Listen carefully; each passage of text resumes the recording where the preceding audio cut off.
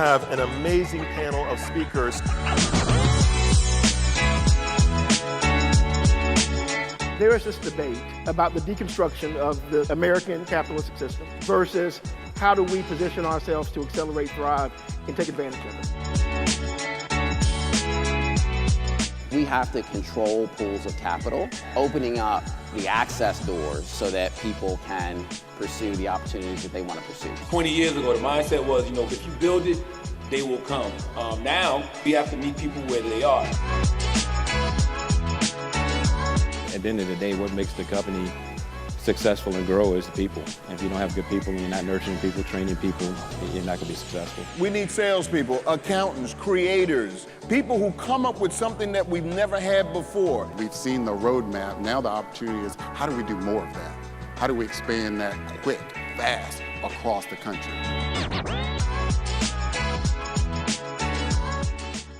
Hello, I'm Chris Hairston White, and I'd like to welcome you to the 2024 Big Dipper Innovation Summit, part of the Big Dipper Experience. The summit convenes local, regional, and national entrepreneurs with big thinkers, dreamers, makers, and creators. Together, we talk about innovation and exchange insights and ideas. So sit back and enjoy. Let's shape the future together.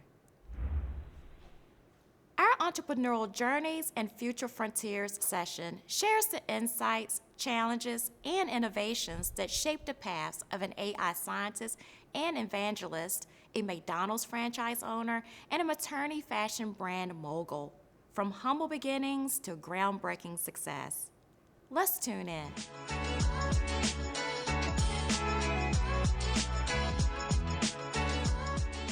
Entrepreneurial Journeys and Future Frontiers.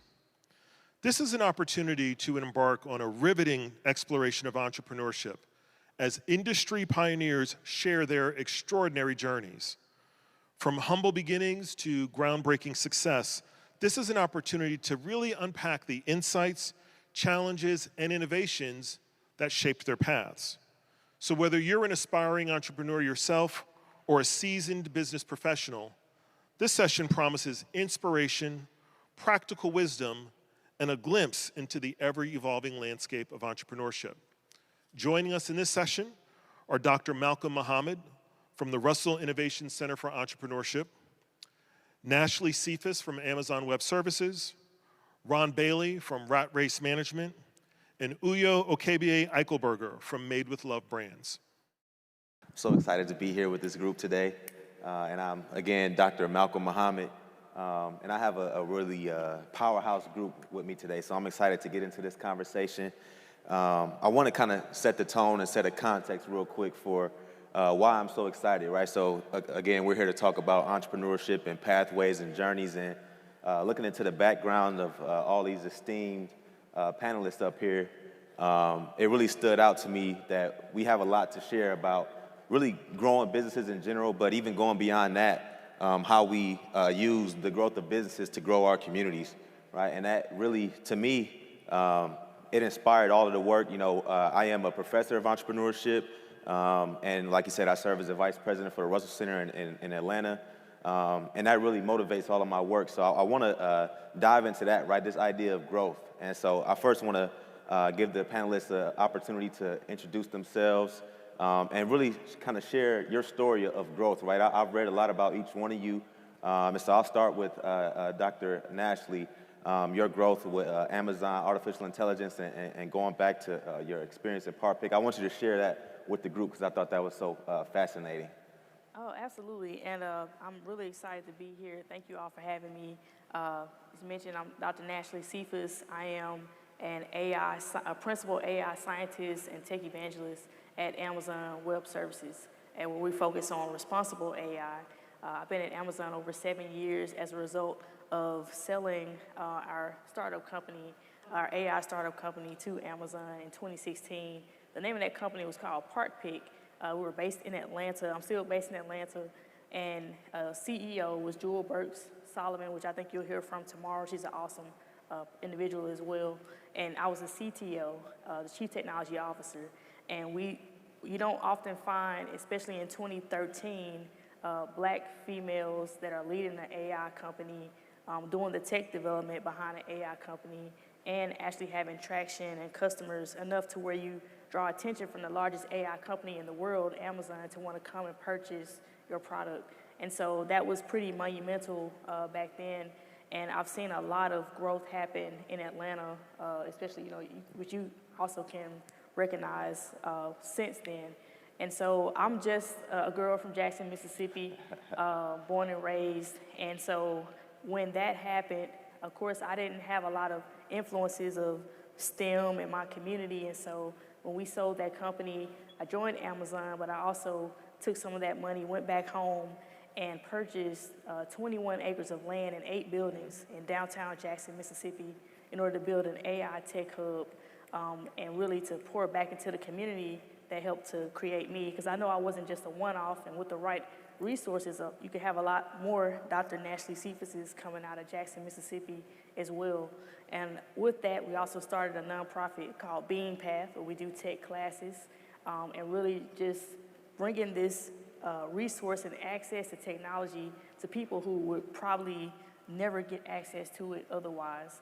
And so I'm very passionate about that. I'm also very passionate about how AI is affecting our communities, and excited to share more with you all.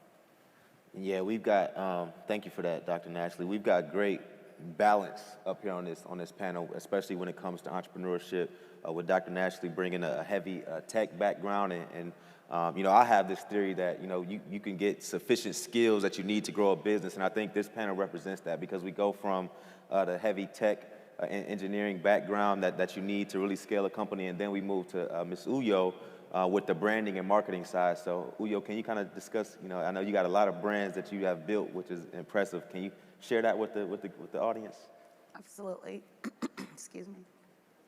Hi, you guys. My name is Uyo KBA Eichelberger. I'm the founder and CEO of the Made with Love brands, which is the parent company for Prego Leggings, You Lingerie, and Ashmi & Co. These are all mom and baby apparel brands, so like maternity, so expecting moms and new moms and their babies. So just, keeping it fashion for mom through her journey as a mom, and also for her baby.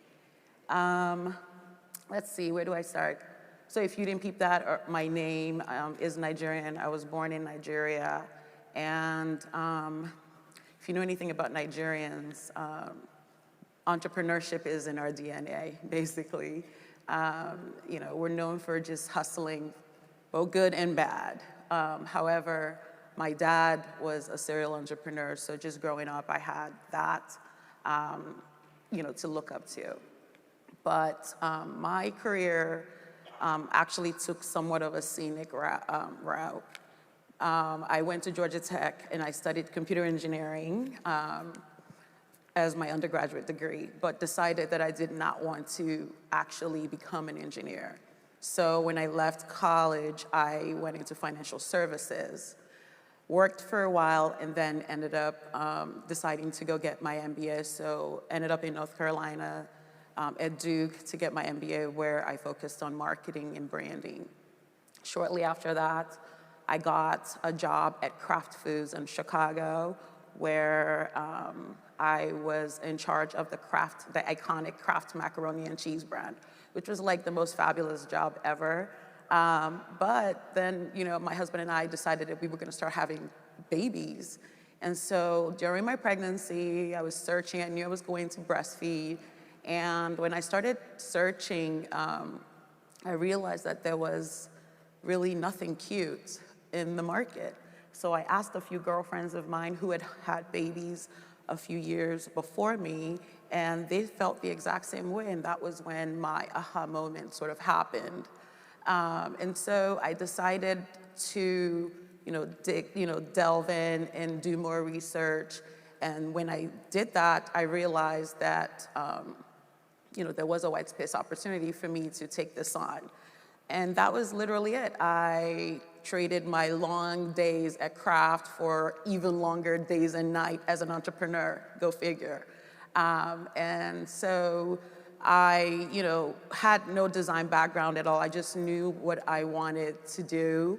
I knew what I wanted it to look like. I asked a lot of people, I talked to a lot of people, did a lot of research, customer research, talking to friends and family, surveys, and a year later, I launched my first brand, You Lingerie. Let's see, I started in the basement of my home. I took on the role of, CEO, customer service, janitor, you name it, designer, all of the roles initially. And then when we grew, it resonated with so many moms. And I think that was when I realized that I was onto something. So we eventually left the basement of my home and moved into our 8,000 square feet warehouse. And, I had an actual team. And 4 years later, I launched my second brand called Prego Leggings, just because we had been taking care of moms, giving her fashionable options for nursing bras, and we had expanded into sleepwear. But in talking to our moms, we realized, when you're pregnant, the first thing that goes are your pants, right? So we wanted to make sure that we were meeting those needs. So that's why Prego Leggings became a brand that we launched secondly. And then 2 years ago, because we've taken our moms, we've walked the journey with her, we wanted to also take care of her babies. So we launched Ashby & Co. right before the pandemic, which is a baby apparel brand for her baby. So I'll just leave it there so we can have time to talk about a bunch of other things. Yeah, and I want to put a pin in one specific thing you said, right? For our entrepreneurs in the crowd, whether you're at the beginning or the middle or seasoned in your journey, right? That idea of surveys and talking to your customer, I think that's might be our first lesson to take away, right? Is you can't get to, especially you. I can see it in the brands that you've built, right? It's clear that you know exactly who your customer is. So I don't want to overlook that part. But let's go and get none other than Mr. Ron Bailey to talk to us about. We got the tech, and then we heard from the branding and creative, and now I see Mr. Bailey as this investor side, the one who knows how to grow the assets. Hi, Ron Bailey. I currently live in Winston-Salem, North Carolina. I own and operate primarily 22 McDonald's restaurants. I started my journey back in 1994 in Brooklyn. Moved to North Carolina in 1996, and it's been off to the races ever since. I also do, or have done some other things, car dealerships, rental properties, and stuff like that. But currently, the big money for me is in franchising. Absolutely. So let's start to dive into this idea of growth, right? I think since we have such a balanced and diversified group of panelists, I want each of you to kind of think about the way that you've gotten to where you are today, right? And what is you say maybe that one skill that has carried you to where you are that you would encourage an entrepreneur just starting out to invest in if they have a similar aspiration or a similar background to you? What would you say is that skill? Whoever wants to go first. I can kick it off. I think, just really believing in yourself, because there's a lot of, I've encountered more naysayers than I have supporters, unfortunately. And I've been successful in a lot of things that a lot of people thought I couldn't do. And I think, one, I attribute that to my faith. I also attribute that to a very strong support system. They may be small, but they're mighty. They're few, but they really encouraged me, and I think also a little bit of naivety helps, not knowing. I think when I first graduated from high school, I had two options. Because I played music in the church, I played several instruments. I was going to major in music. I was going to major in computer engineering because I went to a summer camp, and it just kind of blew my mind. I said, okay, I love this. And so I decided computer engineering, but if I would have known that meant, okay, this means late nights in the lab, everybody else is going to be partying. I eventually ended up pledging Delta Sigma Theta. As soon as I left the party, I went back to the lab and went back straight to class. If I would have known it would have been that intensive, if I would have known I would have been the only one, the first day that I started class, everybody else knew how to code except for me, and I graduated top of my class. Like, how is that? And so I don't think I would have straight, if you would have told a 17-year-old girl, hey, this is what you're gonna have to deal with, I think I would have said no. I'll choose majoring in music. So a little bit of naivety and just kind of believing in yourself and just knowing that, you can do it, regardless of how big or how small. Go? Oh, okay, I'll go. I think it's just being fearless, or said a different way. I think just having the ability to do it afraid anyways, whatever it is that you want to embark on. I think for me, that's been sort of the theme.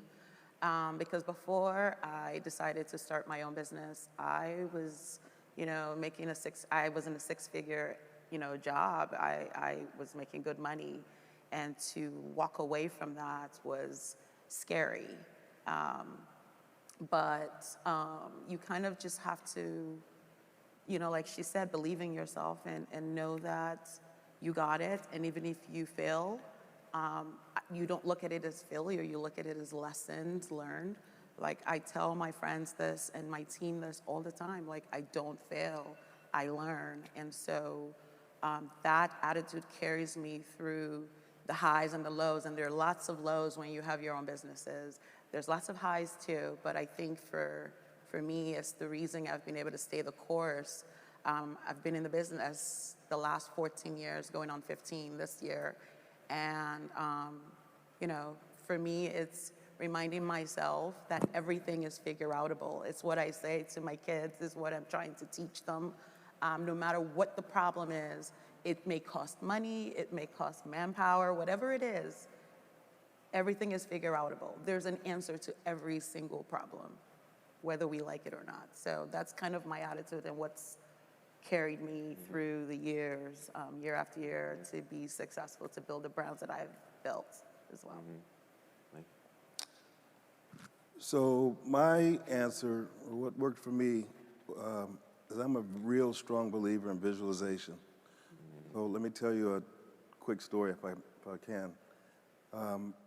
When I was in 7th or 8th grade, we took one of those aptitude tests that was to determine what occupation we'd be best suited for. And mine came back that I should either be a florist or an entrepreneur. Now, I didn't know what an entrepreneur was, but I did know what flowers were, and I didn't know part of that. So I went all through the rest of middle school and high school with this idea that I needed to be an entrepreneur. I went to college studied finance. I played basketball, but I left and became a cop. While I was a cop, my uncle became a McDonald's operator in Los Angeles, and we were at a Boys and Girls Club function. Now, this is 1987, approximately, 86, 87. And my uncle was wearing a mint green suit, and he told me that, the ones with the big collars, and he told me that at any one time, he might have $500 in his pocket. At that time, that was like $500,000 to me. And that also he made money when he was asleep. Mm-hmm. And from that point on, I knew that I needed to be like him. I needed to be an entrepreneur. And so I started, getting back to the visualization, I really started thinking my way around the entrepreneurial space, if you will. I didn't know what I was gonna do, but I knew I was gonna do something. And I started trying to start these businesses. I started a, poop butt ad agency. The stuff that you see in bathrooms now, the advertisements that you see in bathrooms now, I was trying to do that back in 1988, 89. I started a little bookkeeping firm and knew nothing about bookkeeping. But the idea was that I visualized for myself that I needed to work for myself. And that way I could get $500 in my pocket and I could make money even while I was asleep. I got lucky enough to have parents who, my father and my uncle are twins, and my uncle got my dad involved in McDonald's, and he moved to New York, and I jumped ship from the police department and moved to New York to work with my dad, giving myself 5 years to get my own store, which at that time was unheard of for anybody under 30 to get a McDonald's restaurant in the East, Northeast. And again, through visualization, just seeing myself do it, and not, being naive, perhaps, I got my first store at the age of 28. So I'm a real strong believer in visualization. Now, it doesn't mean that you just have to, see yourself doing it. You do have to take steps, but to me, the first step is seeing and believing that you can do whatever it is that you set out to do. I mean, really, really believe that you can do it. So I love that all the answers were mental aspects, right? Because we can get into tactical things, and I look forward to doing that. But like I mentioned, I teach entrepreneurship, right? And it's the beginning of the semester right now. We had our first class, and it was all about that mindset, right? It was all about believing in yourself, being fearless, having a vision, right? And for me, it always comes down to, are you willing to embrace failure and learn from failure and bounce back from it, right? And I think that's everything you all just shared was kind of like an offshoot of that, right? So I appreciate that. But if we move kind of into the tactical, right? One of the things that compelled me to each one of your backgrounds was this idea of growth through acquisition, right? I read about Ron, your importance, the importance you place on strategic acquisition, right? So can you kind of talk through that, and then I want to come to Dr. Nashley to talk about your experience being acquired through ParkPick. So I want to kind of get into that a little bit. So my first company was called 1M30, 1M30. I wanted to own one McDonald's by age of 30. And I ate, slept, breathed that number. So much so, I played college basketball. When I moved to New York, I was playing rec leagues, and I would put that as my number, 1M30, going back to the visualization. So I got my first store at 28. When I moved from New York to North Carolina, I named that company 3M35. I wanted 3 restaurants by the time I was 35. Using that same visualization concept, at 35, I had 8 restaurants.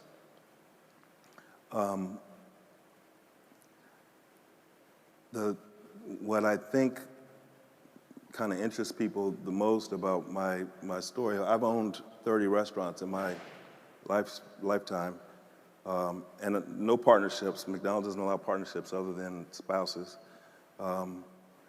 So I started the business with $60,000, which came from a house, the equity in a house that I bought in New York.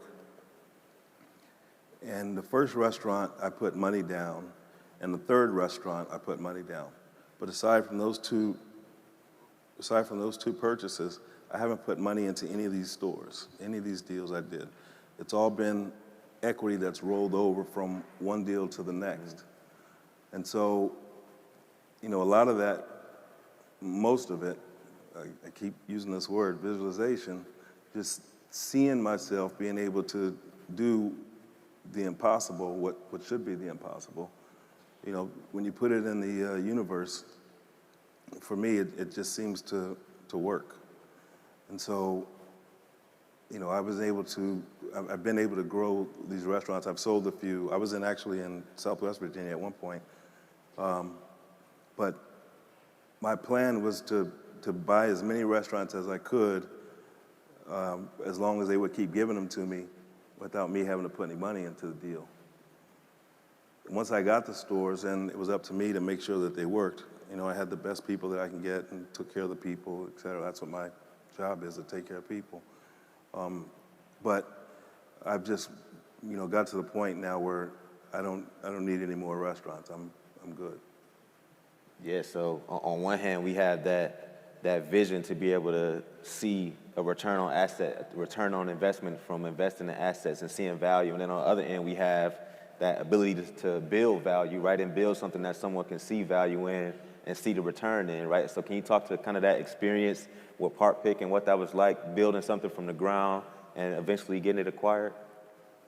Yeah, so I often joke because at the time I was a poor grad student at Georgia Tech, and I was just trying to get out, right? So I've been there long enough in my mind, and I heard that this young lady had this idea. She was working at a parts company, and I'm not giving away too much her story, she'll be here tomorrow, but people would call asking for parts. And back in 2012, there was no camera search app. And so she would say, look, I don't know what you're talking about, just send me a picture. And then she had the idea, what if we could create an app that could take out the middle person and just take a picture of the part and get them the right part, so they can just take a picture and mail it to themselves right there on the app. And so she needed some assistance building it because she was more so had a business background. And that's when someone introduced her to me. And so I was a grad student trying to get out. I'd be rich every time somebody said, hey, I got this idea. But this was actually a good idea. And so I wanted to help, and I thought I could contribute in whatever way I could. Granted, I didn't even know what a startup was at the time. Back then, the narrative was you go to school, you get a job, you retire. That's what you do. I wasn't taught that entrepreneurship life. No one in my family had done that before, and that's just all that I knew. Yet I was working for a startup company. I didn't know what it was. And so this notion that people will give you money for a tech idea that you haven't even built yet just blew my mind. But that was how the whole Silicon Valley pretty much started. And I was like, wow, if they did that there, can we do that here in Atlanta, in the Southeast? And there were so many people who, would ask us, hey, are you all ready to move to Silicon Valley? You ready to move to New York? You can't do that in the Southeast. Nobody's investing in tech in the Southeast. And at the time, they were somewhat right. No one was investing, but that didn't mean that we wanted to give up on there being very bright people who could do tech startups in the Southeast, especially starting with a place like Atlanta where a lot of other innovation had happened. And so, fast forward, I was actually presenting at a conference in Boston. This was May of 2016. I halfway didn't want to do the conference. I'm an introvert, so I like to stay at home. But I was out there. I think Jewel had to do something else. So I presented, and I got down off the stage, and a guy from Amazon was in the audience. So it was like the alignment and being at the right place at the right time. And so he came to me, he said, hey, we're interested in what you were talking about. Can we talk some more? And he ended up 3 months later, going back and forth, a lot of legal work, a lot of, negotiating, and we ended up selling that company for multi-millions to Amazon. And not only that, they also acquired our entire team, and I became the first Black female applied scientist in AI at Amazon at the time. So for about thank you. And we were actually the first tech team that Amazon ever had in Atlanta. And so this was the spur of a big movement that we know now Atlanta to be a tech startup hub of some sort. But at the time it was tough to get there. And even getting acquired into a company. So first of all, when you're going from a startup company to a large corporation, like we're used to I was like Shuri,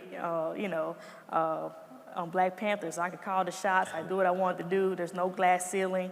So you go from that to being at a corporation where now, not only do you have to move over all your code and there's certain limitations to what you can and can't do there, you now have to adhere to, 6 levels up the chain until you can, get an answer back to see if you can do this or make this decision and lead your team. And so I managed our team for about 3 years, and I can tell you that there was a lot of clashes. One, because we were in Atlanta, they wanted us to move to Silicon Valley, even threatened to fire us if we didn't move to Seattle or to Palo Alto.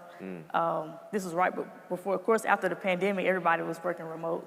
But there were so many tactics used. I even had one of the managers tell me, after I gave a presentation, granted, I'm the only one with a PhD in the room, he asked me, wow, those are really good numbers. Did you falsify that information? Wow. And just blatantly, would not say that to any other individual in the room. And so it was very challenging to say the least. I will say that after George Floyd's murder, there had been significant changes, at least for me.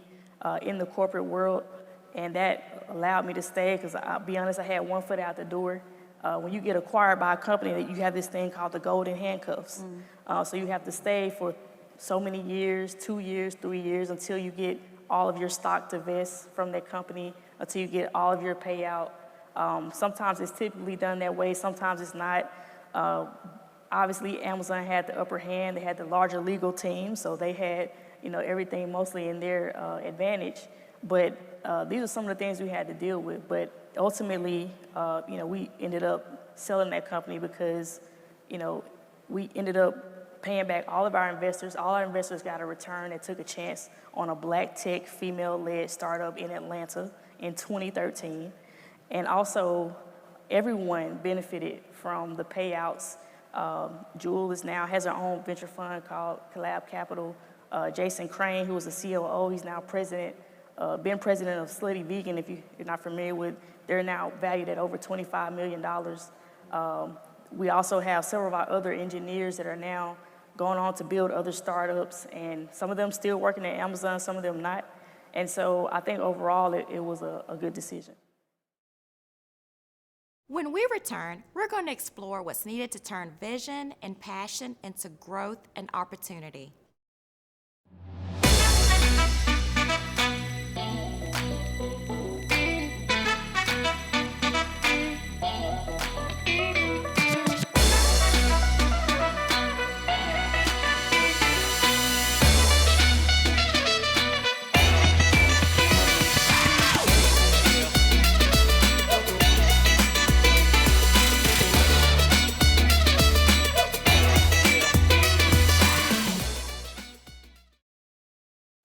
So a lot of times, when people are starting out their, entrepreneurial journey, that idea of acquisition is a lot of times the end goal, and even if it's not the specific goal, they almost end up on that path, right? So what type of advice might you have for somebody that is either intentionally headed down that path or may end up down that path?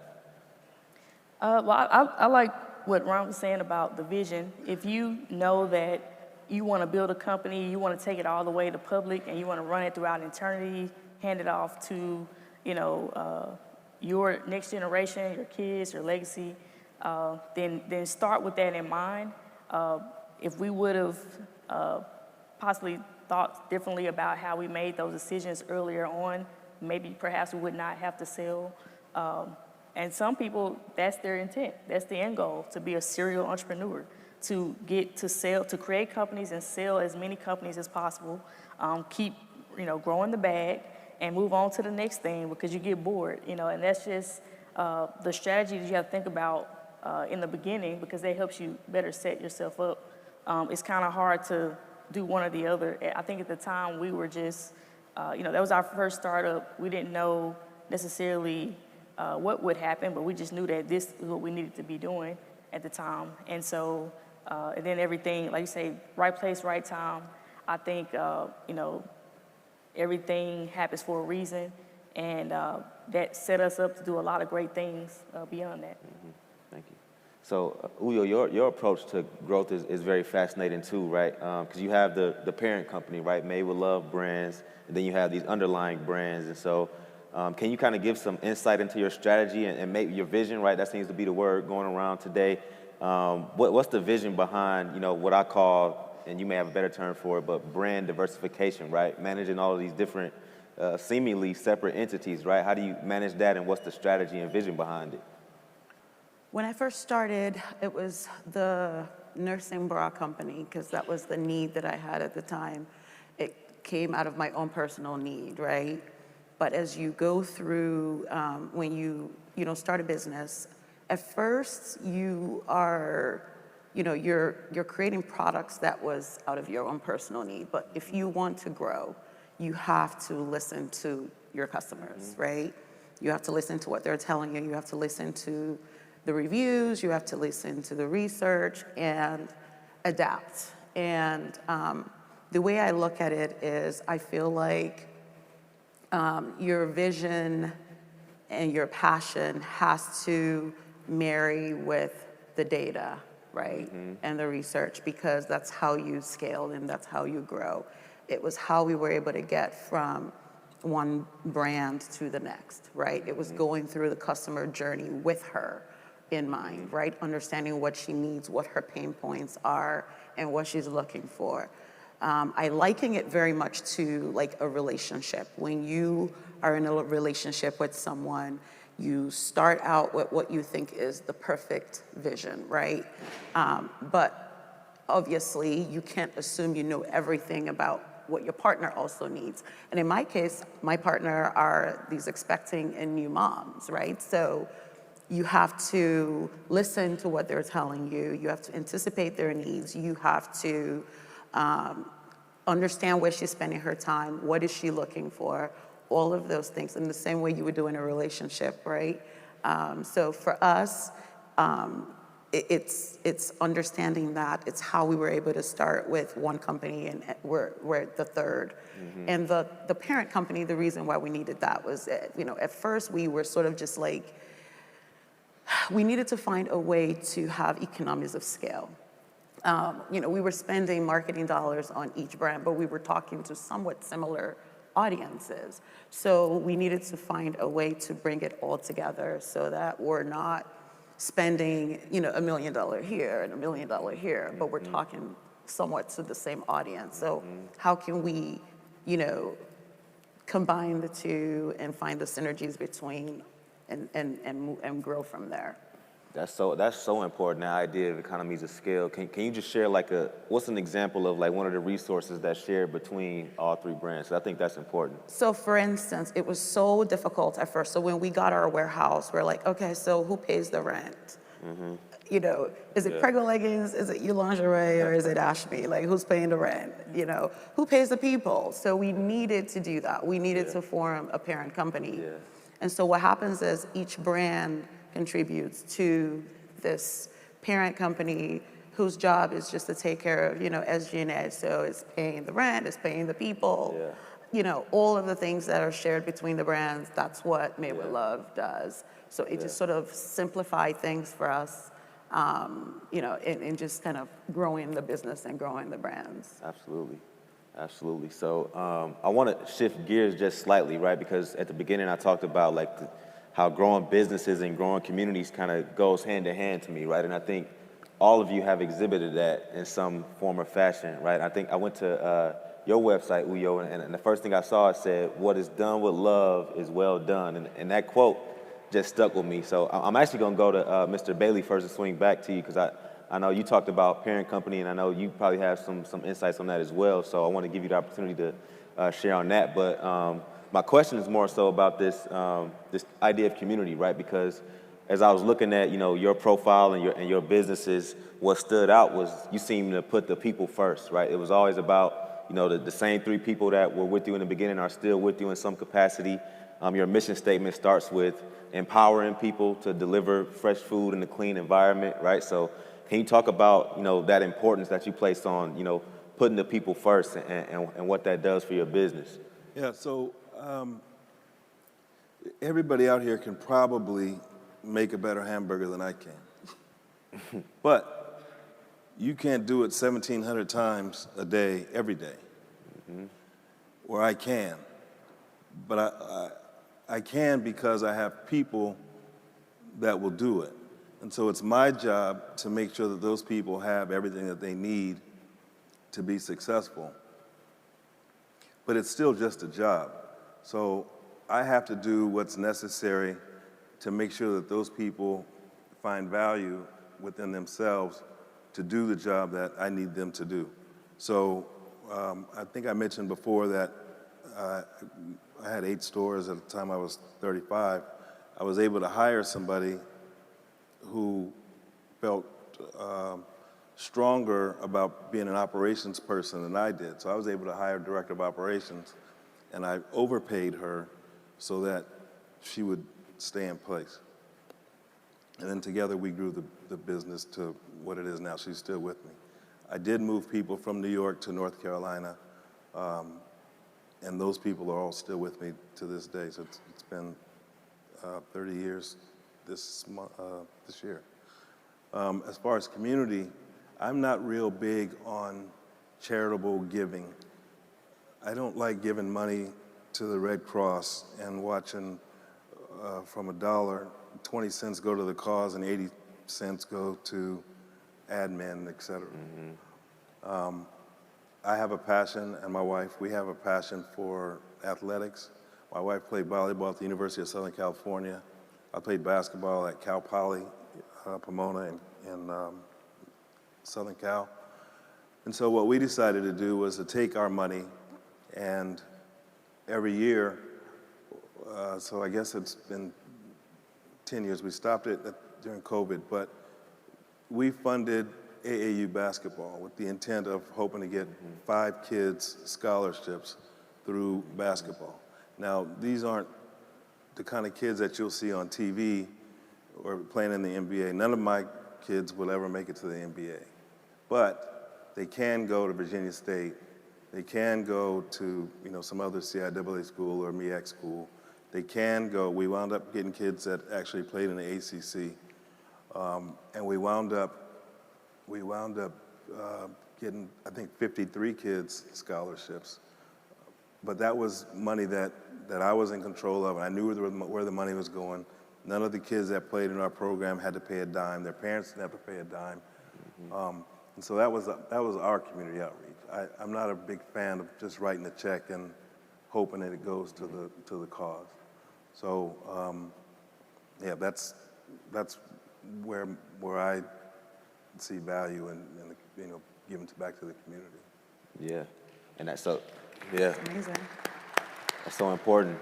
Just that idea of one, providing jobs, but also reinvesting, the fruits of your labor back into the community. And then I'm gonna swing it back to Uyo, right? Because it's obvious at this point how much emphasis you place on knowing your customer, right? And I think that's part of community too, right? Knowing the people that you serve and finding a way to meet those very specific needs, right? So how do you maintain a focus on that as you continue to grow and scale? For us, I do believe that as we've continued to grow, it's understanding moms, because my world is motherhood, right? So initially, in the beginning, it was when we first started in 2010, when I started the business, we were spending time where our audience was spending time, and that was on Facebook, because Facebook was the thing. There was no Instagram at the time. And so, when you spend time where your audience spends time, you learn a lot about them. You understand what they're looking for, what makes them happy, what makes them, what makes them sad, what's their pain point. And so, during that time, what we did was create like a Facebook group.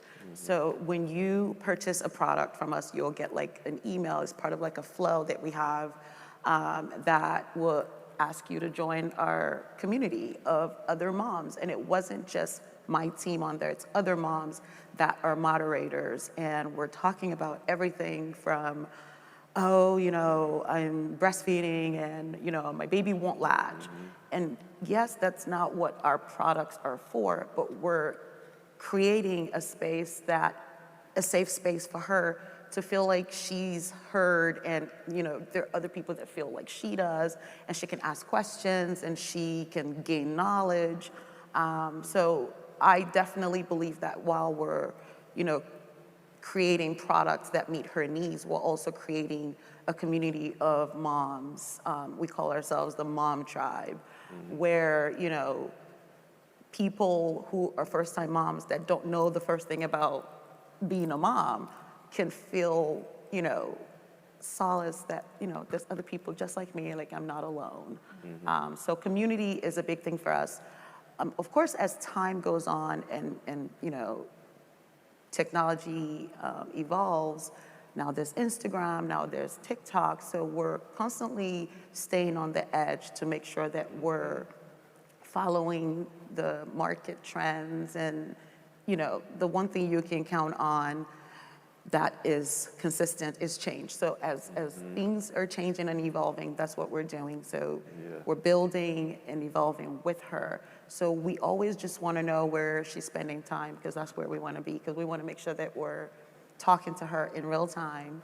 And you know, my marketing team and I, we've been able to do that by staying ahead. That's interesting. So can you kind of talk us through your thinking, or maybe the question is, at what point do you realize, like, are these distinct communities or are they extensions of the same community? Like, at what point do you see there may be another brand forming here? What do you think about that?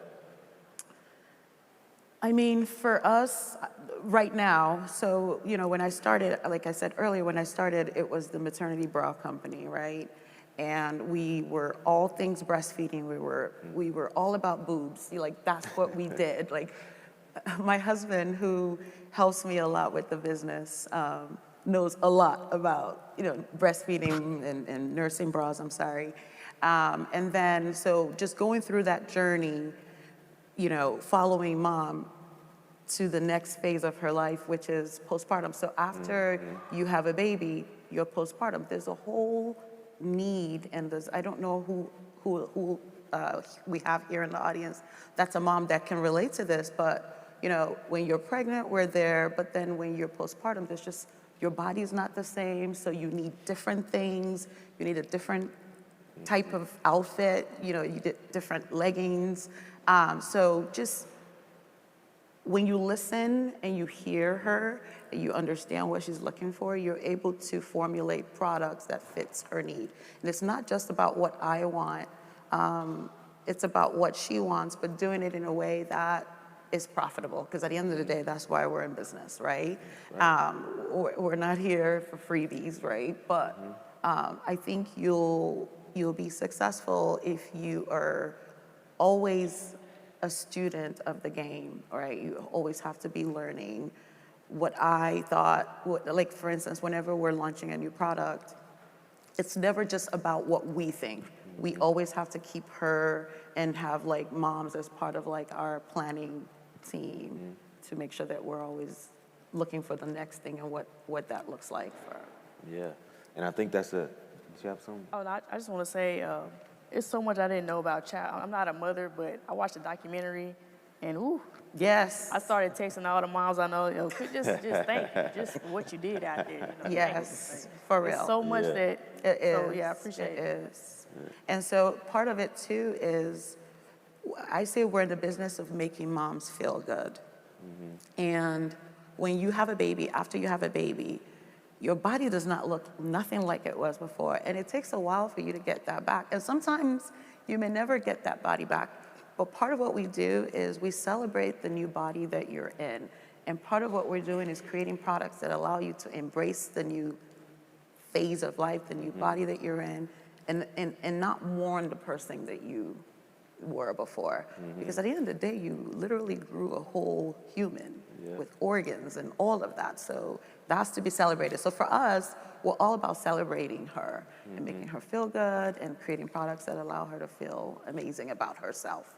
So we don't just sell products, we sell solutions to make her feel good. You know what I mean?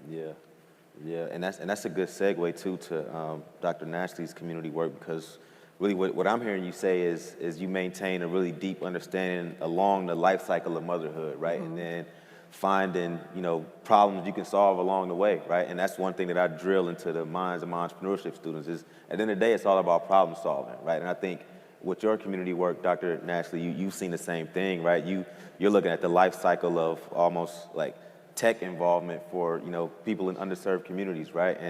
And all the way from how you use tech in your day-to-day life to apps development and website development. So I read that BeamPath just celebrated a 5-year anniversary, and is this right? So give it up for that.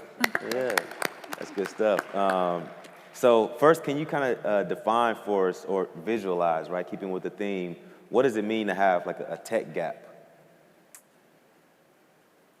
Oh, it's so many dimensions to that.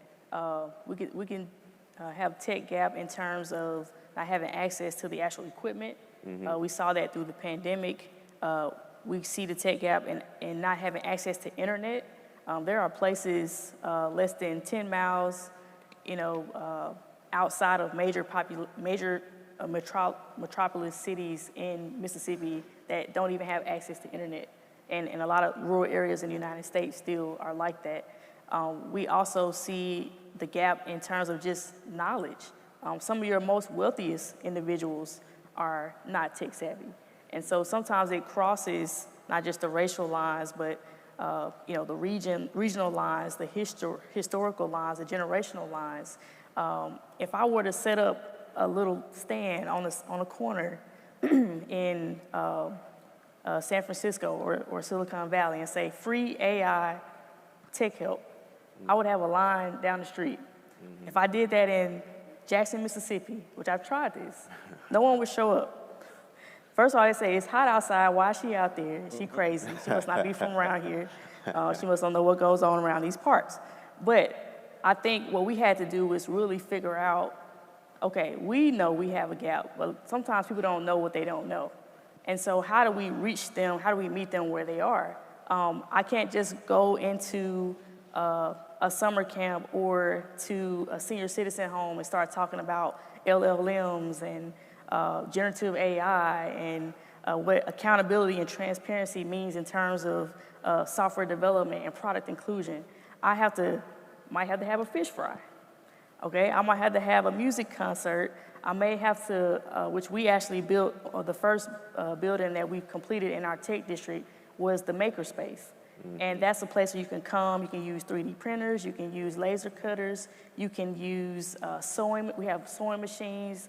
You can make pretty much anything you can imagine within this space. And we have a big arts and crafts culture in Mississippi. We have a huge food and culinary culture.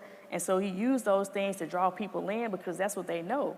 And once you get them in there, now we can start teaching you about all the other things you can do on top of what you're already doing, using AI, using marketing tips, using digital assets, and how to use tools like Canva and things like that to help enrich your business and take you to the next step and the next phase in your business. And so it really was a little bit of a, how to reach the people where they are, a little bit of marketing study, and a little bit of problem solving to reach the people that we really wanted to reach, especially in the height of the pandemic when, most people were not going to show up, and the people we really wanted to reach didn't know what Zoom was at the time. Now look, everybody's talking about AI, everybody's using Zoom, my grandmother knows what it is, and so it's a whole different story, and I just want to make sure that our communities are not getting farther behind the more and more the innovation advances. Y'all please give it up for our phenomenal panelists.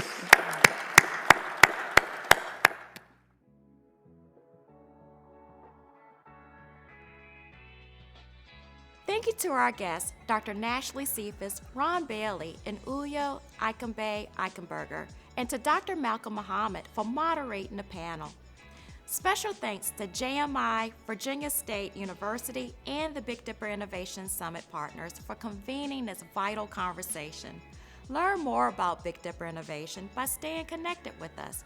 Join our community of founders at BigDipperSummit.com.